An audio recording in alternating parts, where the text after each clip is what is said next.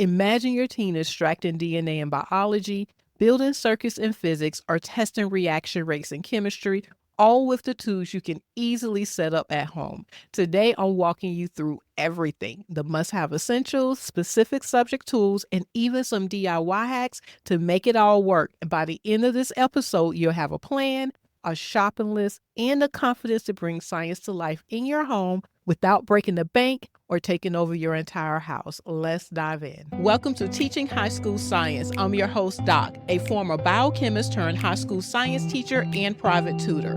Whether you're homeschooling your teen through high school science or teaching online, join me as I share tips and strategies I've learned over the years for at-home and online labs and activities, breaking down complex concepts and structuring learning in a way that makes sense. Now, let's dive into today's topics. Let's start with the foundation.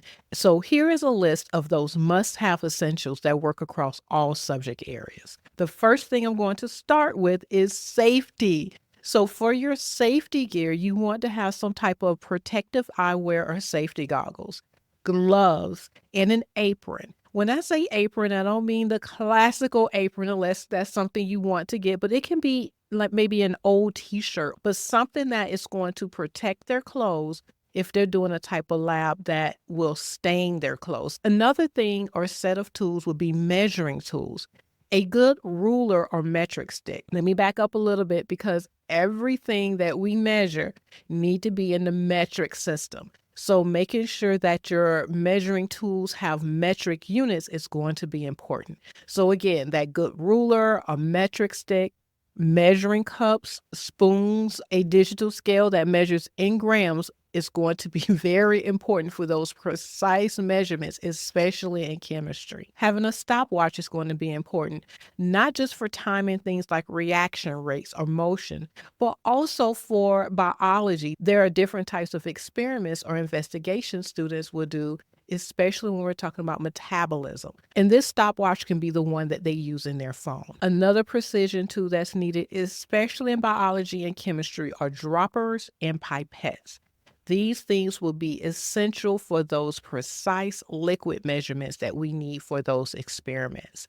A notebook, a dedicated lab notebook for recording observations, diagramming, writing down data, calculations, and conclusions, where they can look at that notebook, go back over all of the information, and then start piecing together their understanding of the concepts based on what they saw or observed in the labs. And for odds and ends, balloons and strings. I use balloons in all subject areas. For example, with biology, demonstrating how the diaphragm works. In chemistry, demonstrating the gas laws. And in physics, demonstrating Newton's laws of motion. And next, we need something to organize it. You want something to organize everything so that it's easy to find, clearly labeled, and it keeps those like things together so that your students will be able to go to them and it reduces stress and mess. Now let's move into subject-specific equipment, starting with biology. One of the first and most important equipment you can get in biology is a microscope. And this microscope is something that you can begin using with your student in early ages, helping them just taking a drop of pond water and looking at everything that moves in that water, diagramming different things that they see on a very small magnified level. Now, shopping for a microscope is a whole nother story, and that can be very overwhelming with the amount of different microscopes and different brands that are out there. So this brand may help to start that search, and it is AmScope. For beginners, AmScope M150C, it is affordable and it's great for those homeschool labs. And for more advanced would be AmScope T490B. Now that one has a higher magnification, it's a bit more durable, which means it's a bit more expensive. Both of these are on Amazon, and I would recommend looking at those specs, and it can help guide you in your search for the best microscope for your team. The next equipment in biology are slides and stains. I recommend a beginner slide kit with prepared and blank slides. Now, third thing that I recommend, if this is something that you want to have part of your biology curriculum, is a basic dissection kit with scalpels, forceps, scissors, and specimen trays. Now, dissection is not just for animals, but we also dissect plants so that they can make that connection between what is written in text and what is actual in real life. So next is chemistry. And in chemistry, we have quite a bit of glassware that you would want to have available. Beakers, test tubes, graduated cylinders, and Erlenmeyer flasks. Another thing that you want to have will be some type of electric hot plate or maybe a little candle if you don't want to get a Bunsen burner, because several reactions in chemistry will need the addition of heat. And chemicals that you want to have on hand can be just regular household items like baking soda, vinegar, hydrogen peroxide. And if you want to add a few more chemicals that are safe for home, then I would say look into those beginner-friendly kits because they have a bit more advanced experiments and chemicals already packaged in there for you. Now for physics, a lot of the tools that I use for physics, I get from Amazon or my local hardware store. For motion, I use ramps and the foam insulated piping. So ramps, I use wood boards or plastic boards that I can get cut up from the hardware store. And the insulated piping, I'm specifically talking about the black foam piping. I cut that in half for some experiments. I leave it whole for others. It's flexible. It helps my students to see the conversion between potential and kinetic energy. And it's great for controlling the roll of the ball or the marble in your experiments. Trust me. Now, what I use for the electricity units will be alligator clips and copper wiring, which is essential for making those simple circuits, battery holders that make it easy to attach the alligator clips, and of course, batteries like AA batteries or even AAA batteries. And you can get the battery holders that are 2 battery holders or 4 battery holders from hardwood stores or Amazon. Also include little light bulbs or little buzzers. The buzzers just take it to a whole new level of fun. And don't forget your multimeter to measure voltage and current. And this helps your team to understand the flow of electricity through the circuit. A few other things you want to have for physics would be weights. Now, for weights, you can use washers, coins, to name a few. But whatever you use, you definitely want to get the exact mass in grams using the digital scale in the essential tools. A spring scale to use to measure force, and also some type of cars, whether it's Hot Wheel cars, a kart car, but something that they can attach the coins or washers to vary the mass during those experiments. Now, let's talk about organizing your at-home lab. You want to find a designated space. Choose a corner, a folding table, or even a portable cart. Here, consistency is key.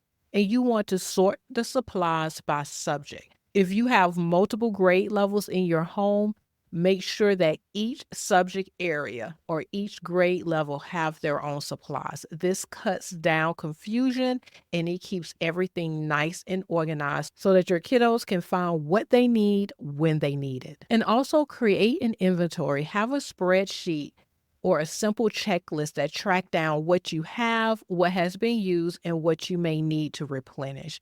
This is really helpful for consumables such as vinegar or baking soda that can be used up easily, but you don't really realize that it's used up until you need it. And don't forget your cleaning supplies in your organization areas, such as cleaning wipes and a small trash can for those quick cleanups. And of course, I would not be a science teacher if I did not say make sure you have a designated safety station in whatever area that you choose to organize for your at-home lab.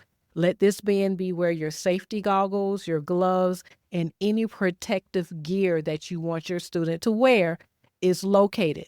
Again, consistency is key, making sure that everything is where they can get to it easily when they need it. And by creating a consistent, organized area, you'll save time, reduce frustration, and create an inviting space for your students to go and explore science. And do not forget about virtual labs. There are going to be several times when you will need an investigation or an experiment to help your student make that concrete connection to an abstract concept, but it will not be feasible to do at an at-home lab.